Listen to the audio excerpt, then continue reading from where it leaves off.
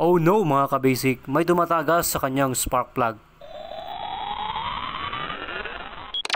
Hello mga ka-basic, welcome again sa ating YouTube channel, Motorcycle Basic Mechanic, wherein we can learn repairs and tutorials and vlogs. Please subscribe and click the bell for the updates of our latest videos. Thank you so much and God bless everyone. Alright mga ka-basic, ngayon ay meron tayong check na spark plug ng Tamex Supremo 150. At may napansin tayo na tumatagas doon sa base part ng kanyang spark plug. Kaya buksan natin at titignan natin kung bakit ganon. At syempre check din natin kung ito by oil or gas na natagas sa kanyang spark plug. Tignan mo mga ka-basic, oh. Hindi ko pa pinapaluwagan yung spark plug niya pero napakaluwag na. Okay, oh no. Yan. Hindi pa tayo nag-exert ng force doon. So, ang isa mga ka-basic na tandaan natin pag nagpalit ng mga bagong, kaya tignan nyo ito, tama yung pang ko kanina na gas yan. Natuloy yung gas kasi kulang yung higpit ng kanyang spark plug. Okay? Kaya natulo. So, bawas din yan ng kwan.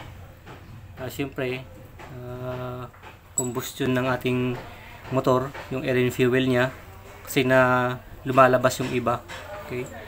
Pag nakapark ka din, wag sumingaw yung carburetor, siyempre tuloy-tuloy dito sa may mga thread niya. Okay? Nalalabas diyan. Pakita ko sa inyo yung washer niya na hindi naipit, hindi siya talaga dumikit sa kanyang mounting. Yan, oh. Tingnan niyo yan. Ayan. Okay. So, pansin natin dito, oh, hindi pa napitpit ito ng washer niya. Okay lang na parang kasi ang pakiramdam kasi ng pag iipitin mo to, pag pinaigpitan mo tong spark plug, parang nga siyang malulustred na. Pero hindi kasi iniipit pa niya itong ating washer. Kaya okay lang higpitan natin. Pero siyempre yung katamtaman lang din para hindi masira yung ating yung thread natin. Ayan. So dito naman sa ating spark plug mga ka-basic ay lean mixture yung kanyang tono sa kanyang carburetor. So dagdagan natin ng gas ito, no? Para good yung kanyang reading. Pag ganito kasi na puti, lean mixture is madaling uminit yung ating makina. Okay, syempre kulang ng gas na pumapasok, yung gas ay medyo malamig-lamig yon, di ba? Kaya ganyan yung resulta. So ayan, syempre dito sa kanyang tunuhan, mapansin natin is na baon siya masyado. Hindi maganda yung tono niya. Ayan. So kailangan baguhin natin yan, i-adjust natin yan. Paluwagan natin ng onte. So ito na-check ko kasi is 2 turns lang siya.